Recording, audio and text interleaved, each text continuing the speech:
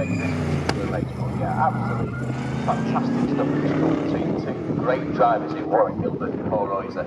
An absolutely appropriate way of celebrating jet marches like this particular race. So we'll see them now. Gilbert, the silver machine that is still in the lead, going around Bob Hole, they tour them.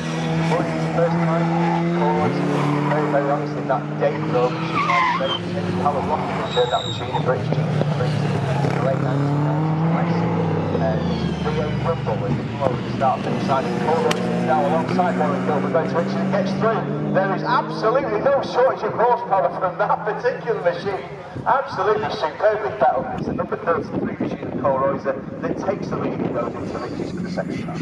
Yeah, the shutdown is stupid driving there, of course. Royser was absolutely insane. So it's impressive that Warren Gilbert's actually able to keep tabs as well as he is, considering the sheer advantage of Royser. But yeah, nonetheless, an easy switch then from the straight in.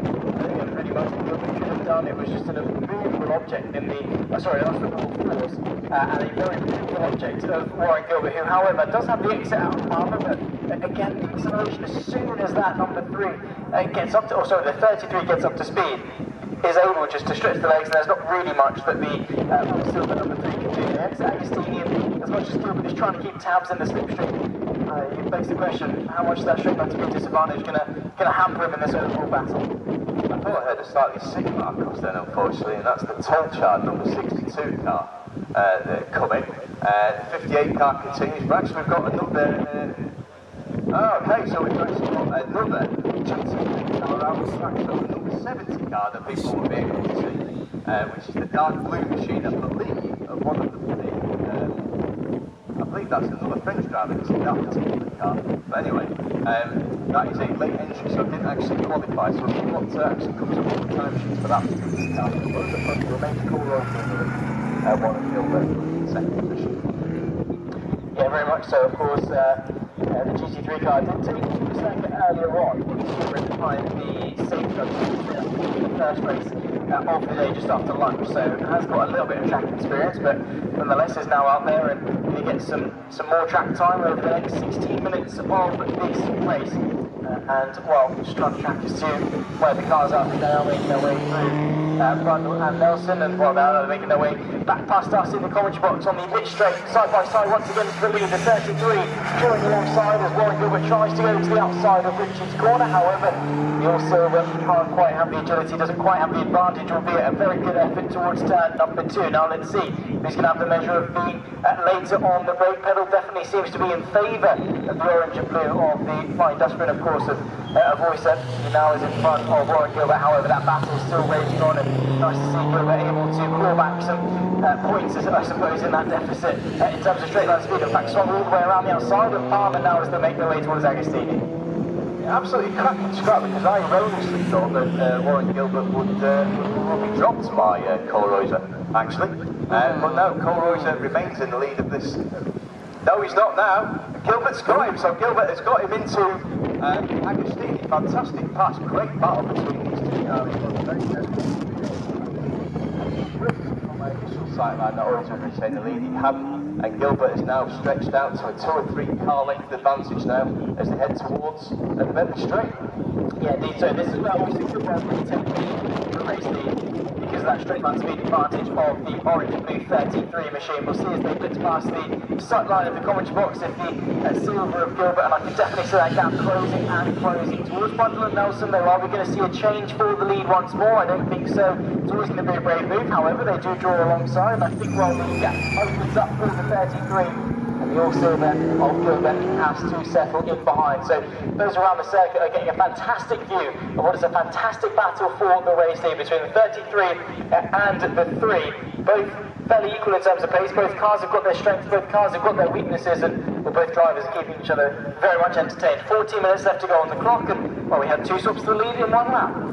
Cole Royser back into the lead, as you say, and out of Forest, and let's see what the horsepower advantage or disadvantage is of either vehicle as they come over. And Royser, so Warren Gilbert's attempted to get a toe, but Royser looked to me as though he was stretching away down the straight. So anyway, Cole Royser back into the lead of this race, now on to lap 4 with a half second advantage there over Warren Gilbert, and then a huge gap now to the 1.8 litre vehicles, of which the leading exponent of that remains Tree, the number 171 vehicle. Rapidly, actually, he said 219.325 on the last lap, not far off what he lapped in qualifying.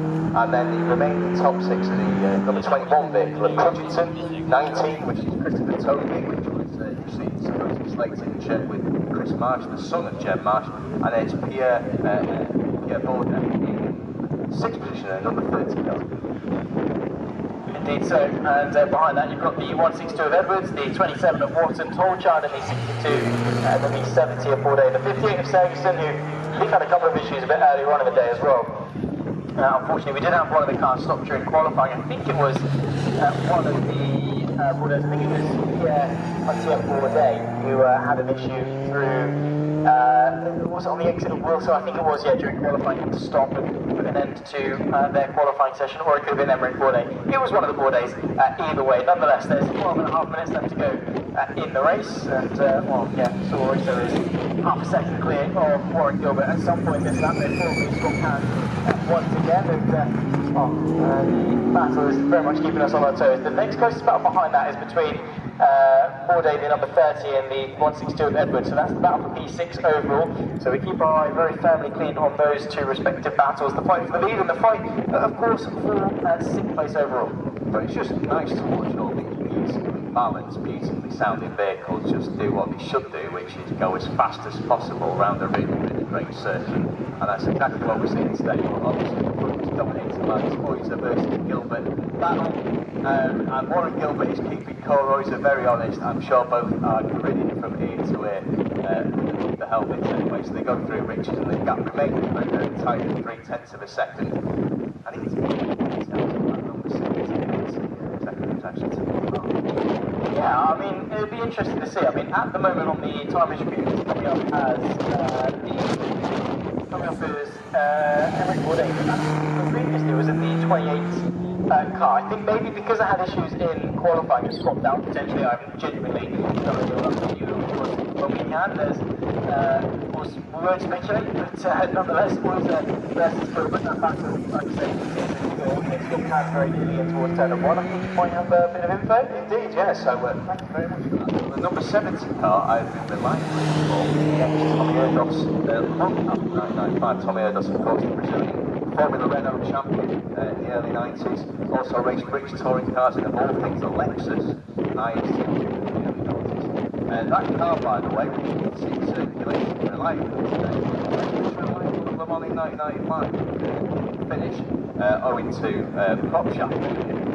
But this note humorously decides that Erdos Valley spent 1 hour trying to fix it out on the track. It was not the turbine, it was Tommy Erdos. But that's the number 70 car, that's the vintage you can see today. Hell of a lot of money has been spent getting that back out on the circuit, and it's great to be one of the leading exponents of the engined Marcoses today. But at the front then, so it's the Oyster-Gilbert battle that still remains now round towards Longholm and Coram, and going into points now for the end of the 5th lap with 9 minutes 55 to go, so roughly another 5 laps after this.